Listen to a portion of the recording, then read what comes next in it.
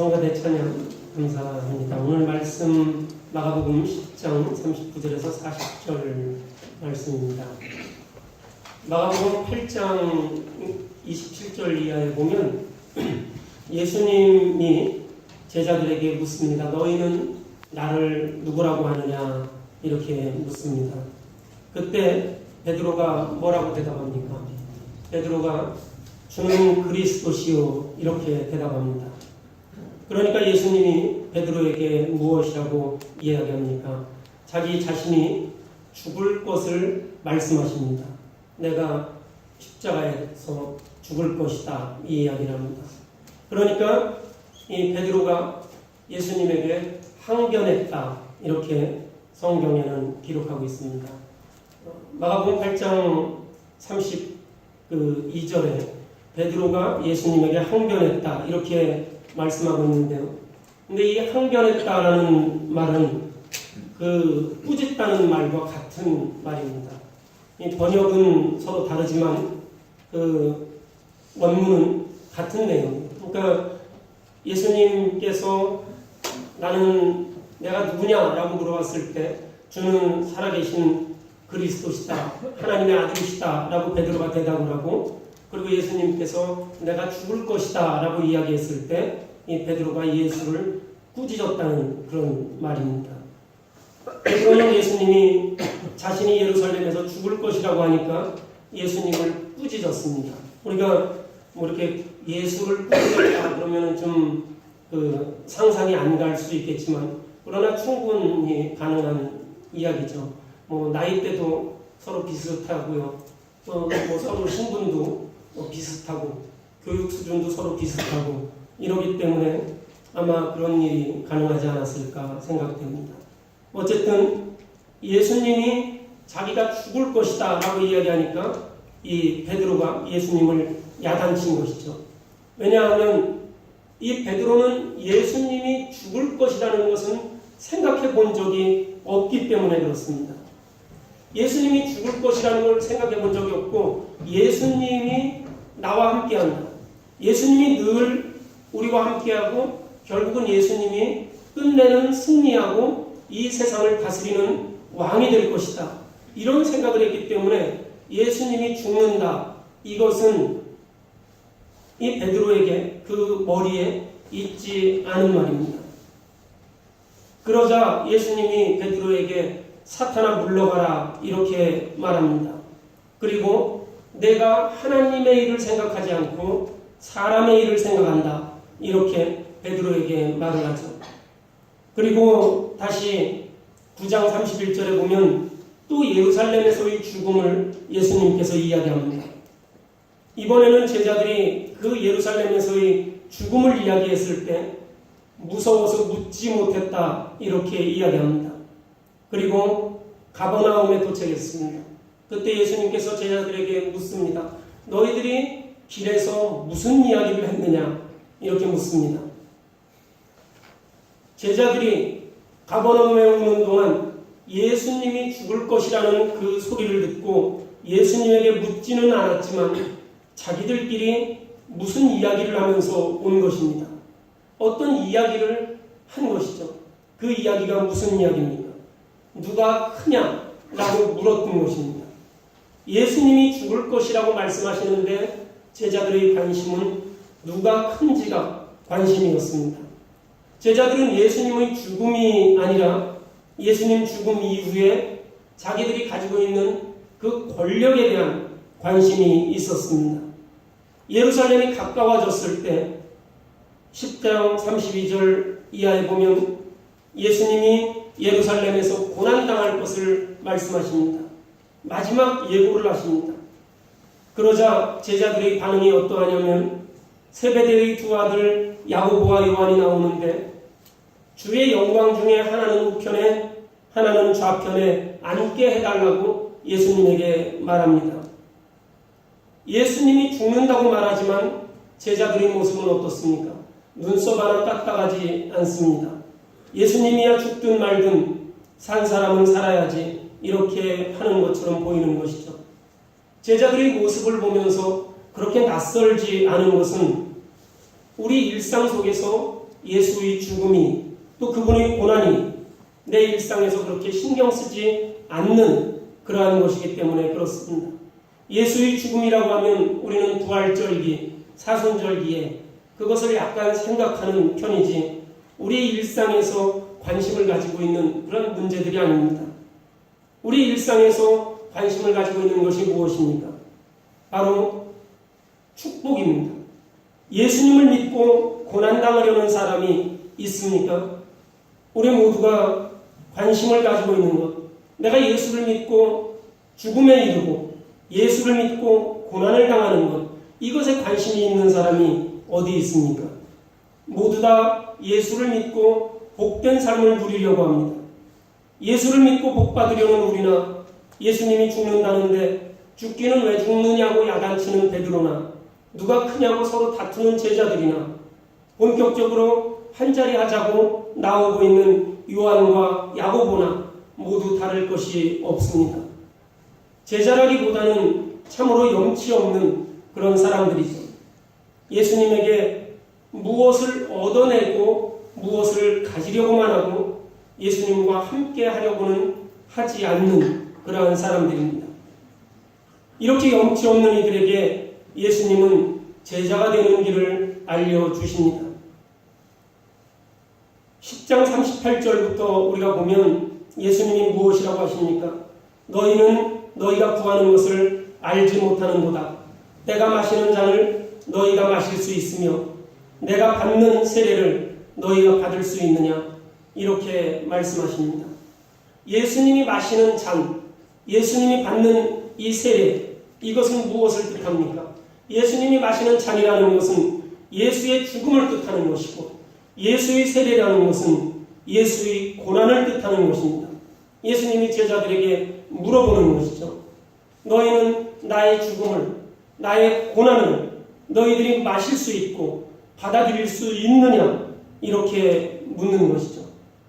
그때 제자들이 뭐라고 합니까? 제가 이 교회 주보를 만드는데 그 성가대 찬양, 오늘 찬양이 성가대 뭐예요? 네. 주님이 필요합니다. 이런 것을 여기다 이렇게 쓰죠. 제목을 씁니다. 근데 이게 그 만들면서 물어봐요. 성가대 하시는 분들한테 이번 주 이게 뭐예요? 그리고 물어보면 잘 모른다고. 그러니까 딱 이렇게 이제 성가대에서 했잖아요. 그러니까 제가 이거 하려고 물어봐요. 수요일 날 이런데. 이번 주 이게 뭐예요? 그럼 잘 모르겠는데. 찾아봐야 되거든요. 잘 생각이 안 나는 거. 자꾸 잊어버리는 거죠.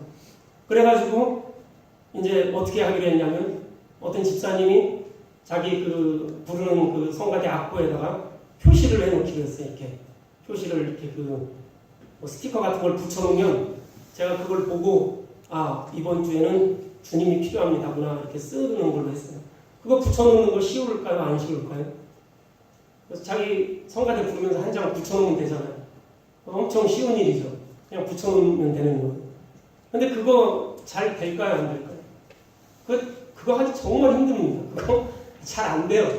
근데 우리가 예수님이 제자들한테 물어보는 것처럼 너는 나를 위해서 죽을 수 있니라고 할 때 그거 대답하기 쉬울까요? 안 쉬울까요? 대답하기 엄청 쉬워요. 네, 저는 죽을 겁니다. 이렇게 대답하기 엄청 쉬워요. 우리 저 학생 때 맨날 나라와 민족을 위해서 이 몸을 바친다. 맨날 그랬거든요. 지금도 누가 물어보면 저는 바칩니다. 딱 그렇게 얘기하죠. 엄청 쉬워요. 한국에 전쟁이 일어나면 목사님 갈 거예요? 네, 갑니다. 1분도 1초도 망설임 없이 그렇게 이야기합니다. 쉬운 일입니다. 예수님이 나를 위해서 죽을래? 이렇게 이야기할 때 제자들 다 그렇게 얘기했어요. 죽을 겁니다. 예수님을 위해서 고난을 받을 겁니다. 이렇게 이야기했습니다. 함께 할 수 있다고 그렇게 이야기했어요. 그러자 예수님이 그 사람들에게 뭐라고 이야기했습니까? 오늘 우리가 읽은 말씀입니다. 내가 마시는 잔을 마시며 내가 받는 세례를 받으려니와 내 좌우편에 앉는 것은 내가 줄 것이 아니라 누구를 위해 준비되었든지 그들이 얻을 것이니라. 이 말씀이 무슨 말이냐면 제자들이 예수님에게 내가 죽을 수 있습니다. 내가 고난받을 수 있습니다. 이렇게 이야기했습니다. 그러니까 예수님이 내가 나와 함께 죽을 수 있다니, 나와 함께 고난받을 수 있다니 고난을 받아라. 내가 죽음을 맞이해라 라고 이야기하시는 겁니다. 그러나 내 좌우편에 앉는 일은 내가 정하는 것이 아니라 하나님이 하실 일이다. 이렇게 말씀하시는 것이죠. 이 말씀의 뜻은 무엇입니까? 쉽게 말하면 고난을 받아라. 그러나 그것으로 인한 상이 어떨지는 나도 모르겠다. 이 말입니다. 어떻습니까? 굉장히 놀랍지 않습니까? 우리가 어떤 말을 듣고 싶습니까? 나는 죽을 수 있습니다. 나는 당신을 위해서 고난받을 수 있고 나는 당신을 위해서 죽을 수 있습니다. 이때 우리가 듣고 싶어하는 것은 고난을 받아라. 받기만 하면 내 좌편과 내 우편에는 내가 확실히 앉을 것이다. 이 말입니다. 하지만 예수님께서는 그렇게 말씀하시지 않았습니다. 나와 함께 고난을 받아라. 그러나 그 뒤는 나는 모른다. 이 말씀입니다.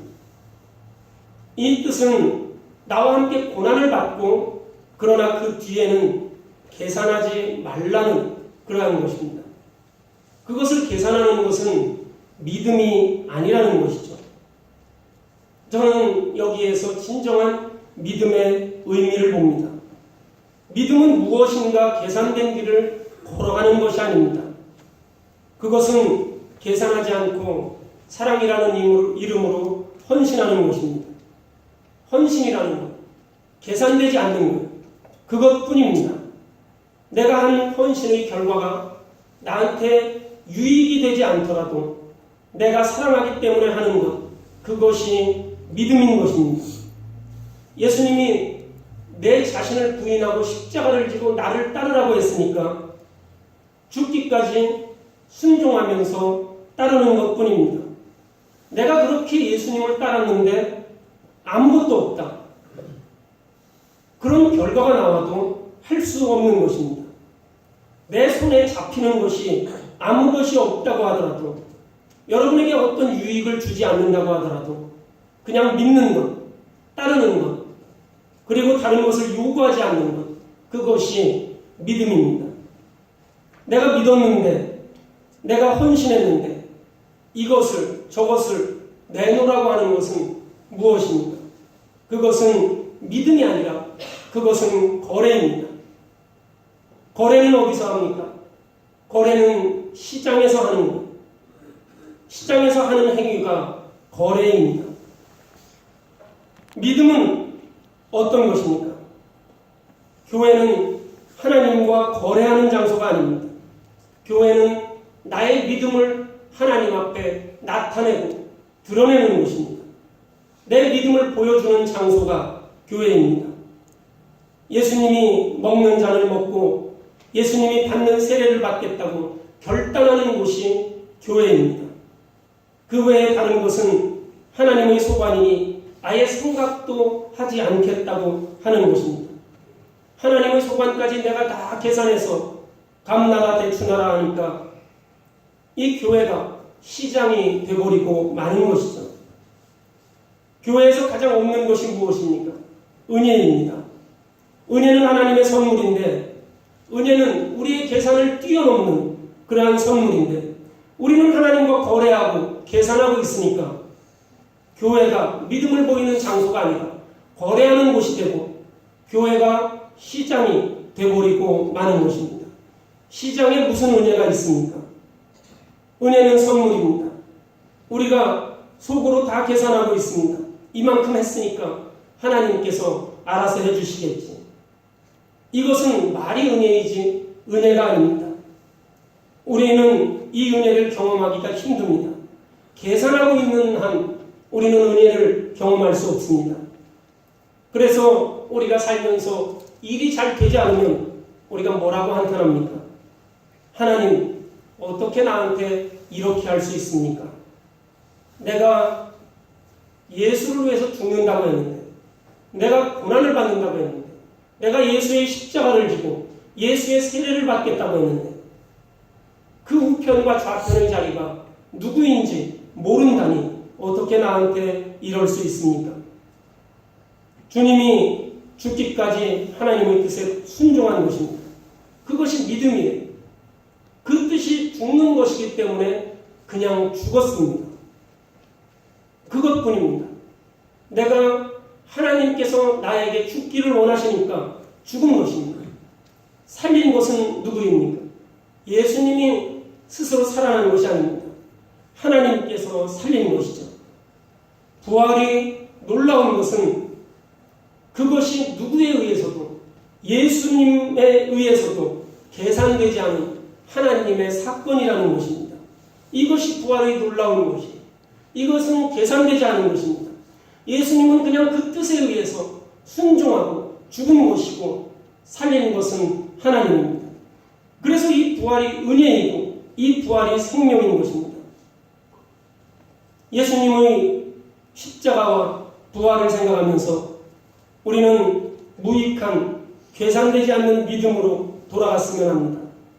내가 마시는 잔을 마시고 내가 받는 세례를 받고 내 좌우편에 앉는 것은 내가 줄 것이 아니라 누구를 위해서 준비되었든지 그들이 얻을 것이다. 내가 할 것과 하나님의 할 것을 우리가 결코 혼동해서는 안 될 것입니다. 하나님과 나 사이는 창조주와 피조물의 관계이지 시장에서처럼 사고 파는 거래의 관계가 아닙니다. 내게 유익이 없다고 하더라도 내가 예수를 믿는다면 고난받고 헌신하고 그와 함께 죽는 것, 그것이 믿음이고 그것이 하나님의 나라에 가는 길이라는 것을 기억해야 합니다. 요즘에는 그런 TV나 책들이 많이 없는데 예전에 책이나 드라마 보면 종종 그런 장면들이 나옵니다. 집을 나간 아버지를 기다리는 어머니의 모습이 나옵니다. 대표적인 모습이 뭐예요? 밥을 이렇게 퍼가지고 그 밥 봉지를 아랫목에 그 이불 속에다가 이렇게 밀어넣는 그런 장면들이 나와요. 요즘에는 밥통이 있으니까 뭐 그럴 필요가 없지만 예전에는 그런 게 없으니까 따뜻한 아랫목에다가 이불을 덮어서 이렇게 놓는 거예요. 그럼 그 어머니는 그걸 놓고 그 남편은 어떨 때는 이미 세상을 떠난 그런 남편이 되기도 하고 아예 영영 돌아올 수 없는 그런 남편인데 이 주인공은 그걸 몰라가지고 매번 밥을 할 때마다 이 밥을 그 속에다 이렇게 묻어놓죠. 그러면 그걸 보고 있는 우리 시청자들은 마음이 막 아파가지고 어떻게 했냐 막 이러면서 막 그 어른들은 막 울고 막 이러면서 그 시청률이 팍팍 올라가는 이 상에 올라가는 아버지의 밥주발을 보면서 우리가 슬픈 거죠. 돌아가셨는데 저 사람은 저 부인은 자기 남편 죽은 줄도 모르고 저렇게 이렇게 하는구나. 그걸 보면서 아버지가 돌아오지 않는다고 해서 그 남편이 돌아오지 않는다고 해서 그 밥주발이 다 무익하고 쓸모없는 것이 아닙니다. 저는 그렇게 생각하지 않습니다. 어떤 어머니 알고 있는데 그 아들이 가장 속상했던 것이 이 어머니가 아들이 군대 갔던 3년 동안 한 번도 그 따뜻하게 보일러를 킨 방에서 자지 않았다는 것입니다. 그 아들이 군대 가서 휴가 나와서 이렇게 보면 그게 제일 속상합니다. 아니 내가 뭐 근무를 쓰고 뭐 이렇게 겨울에 이렇게 막 밖에 추운 데서 훈련을 받고 이러는데 아니 엄마가 그 불을 안 켜고 그러고 살면 뭐 내가 훈련을 덜 받아요. 내가 무슨 뭐 잠을 더 자요. 뭐 똑같은 거 아닙니까? 어머니가 불 켜든 안 켜든 나는 훈련 받을 거 받고 고생할 거 고생하는 거지. 뭐 누가 뭐 훌륭한 대장이고 니네 엄마가 불도 안 켜고 주무시는데 너는 훈련 그만해라. 이렇게 하지도 않잖아요. 그러니까 이것이 어머니의 생고생이다. 이러면서 이 어머니한테 화를 내는 거죠. 나중에 이 아들이 자신의 삶이 하나님 앞에 이런 삶이 되었으면 좋겠다. 그렇게 생각을 합니다. 아무것도 기대하지 않는 것이지만 이 남편을 기다리는 밥주발이나 아들이 군대에 갔을 때 자기가 불을 켜지 않고 그렇게 사는 그것은 어떤 의미를 가지고 있습니까? 내가 너와 함께 한다는 것이죠. 비록 너무 오랫동안 남편이 오지 않아서 이제 남편은 죽었나 보구나. 또 내가 아무리 이 따뜻한 밥을 이불 속에 묻어놓는다고 하더라도, 또 이 방을 차갑게 해놓고 잠을 잔다고 하더라도, 남편은 돌아오지 않고 아들의 훈련은 어렵기만 하지만 그 모습은 어떤 의미가 있습니까? 내가 너와 함께 한다는 거죠. 내가 어렵고 힘들 때 나도 너와 함께 한다. 이 생각을 가지고 있는 것입니다. 우리의 신앙도 이런 신앙이 있었으면 좋겠다고 생각합니다. 돌아오지 않는 남편을 기다리는 그 아내의 밥주발처럼, 훈련받는 아들을 기다리는 어머니의 골방처럼 그냥 내가 당신을 기억하고 있다는 것. 그게 무슨 쓸모가 있습니까? 아무짝에도 쓸모가 없는. 하지만 그 마음이 무엇입니까? 내가 어려울 때 내가 너를 기억한다는 것이죠. 우리가 어려움에 처한 사람들을 보면서 우리가 이런 기억을 할 때 다른 사람들이 그렇게 이야기해요. 그런다고 해서 그 사람이 뭐가 나아지냐? 그런다고 해서 그 사람이 뭐 좋아질 게 뭐 있냐? 그런다고 해서 다시 시간이 되돌아오겠느냐? 하지만 중요한 것은 당신이 하는 일에 내가 함께하고 있다는 것. 당신이 원하는 것에 내가 함께하고 있다는 것. 그것을 드러내는 것이죠. 그것을 기억하는 것입니다. 내가 너를 기억한다는 것이죠. 내가 너를 생각한다는 것입니다. 그리고 당신이 좋아서 그 일의 결과에 상관없이 다른 사람들이 보기에 무모해 보여도 쓸모없이 보여도 그 일을 하고 싶은 것입니다. 이미 나의 삶에서 큰 일을 이루어 주신 하나님에 대한 유일한 응답이 이런 것이지 않을까 싶습니다. 더 이상 요구할 것도 없기 때문에 내 삶을 채워주셨기 때문에 우리가 하나님 앞에 이런 마음을 갖게 되는 것입니다.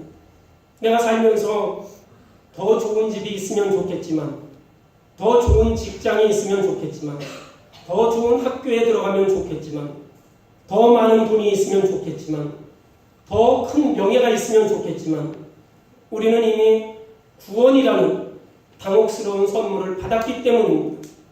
아무것도 한 것이 없는데 하나님께서 나를 불러주시고 자녀로 세워주시는 그런 당혹스러운 선물을 받았습니다. 아무것도 한 것이 없는 그런 무익한 나에게 하나님께서 그것을 선물로 주신 것입니다. 우리가 하는 모든 일은 실로 무익합니다. 하나님과 거래할 수 있는 조건이 못 되는 하잘것없는 것들입니다. 우리가 어떻게 하나님과 거래할 수 있습니까? 내가 무엇을 하나님 앞에 내어놓을 때 하나님께서 기뻐하시고 만족스러워서 나와 거래를 이루어 가겠습니까? 나의 거래로 인해서 하나님의 일이 엄청나게 바뀌지 않습니다. 내가 무슨 매일 그냥 새벽 기도도 안 나오고 잠만 자고 이러다가 새벽 기도를 나오면 내 딴에는 큰 결심을 하고 정말 내 전부를 드린 것처럼 그렇게 생각될지 모르지만 과연 그것이 하나님의 일을 바꿀 수 있는 거래의 조건이 되겠습니까? 내가 없으면 큰일이 나지도 않습니다. 내가 없다고 해서 하나님의 일이 중단되거나 그것이 바뀌거나 이런 일이 있겠습니까? 그러나 내가 따뜻한 밥주발이나 차가운 골방과 같은 그러한 사랑을 부으면 그 무익한 일을 기쁨으로 받아들이게 됩니다. 우리의 삶을 보면서 하나님이 기뻐하신다면 그것으로 우리가 족하지 않겠습니까? 오늘 우리 일부 예배 때 우리 어린이들이 부른 찬송이 내가 원하는 한 가지 주님의 기쁨이 되는 것 이것입니다. 내가 원하는 한 가지 주님의 기쁨이 되는 것. 내 삶을 보고 하나님이 기뻐하신다면 그것으로 족하지 않겠습니까? 하나님이 우리를 기뻐한다니 이것만큼 놀라운 일이 어디에 있겠습니까? 내가 어떤 세상의 명예를 갖고 어떤 부를 갖고 어떤 권력을 가졌을 때 하나님이 나를 보고 기뻐하시겠습니까? 어떤 일에 하나님이 기뻐하시겠습니까? 하나님의 기쁨이 나의 기쁨이 된다면 다른 아무것도 바라지 않는다는 것. 이것이 바로 부활의 시작인 것입니다. 이것이 바로 십자가인 것입니다. 하나님께서 말씀하시는 것에 순종함으로 하나님의 기쁨이 되는 것. 하나님이 나를 보고 기뻐하시는 것. 하나님 하나님께서 독생자 아들을 이 땅에 보내시고 또 그분을 십자가에 매달으실 때 그 아들이 그 죽음 앞에서 절망하고 좌절했으나 끝까지 순종하고 하나님의 말씀에 따랐을 때 주님의 기쁨이 되었고 그 기쁨이 부활의 기쁨이 된 것입니다. 우리를 욕심과 죽음으로부터 영원한 사망으로부터 이끌어내는 것이 바로 이러한 하나님의 놀라운 역사이고 이 역사의 출발점은 우리가 하나님의 기쁨이 되는 것입니다.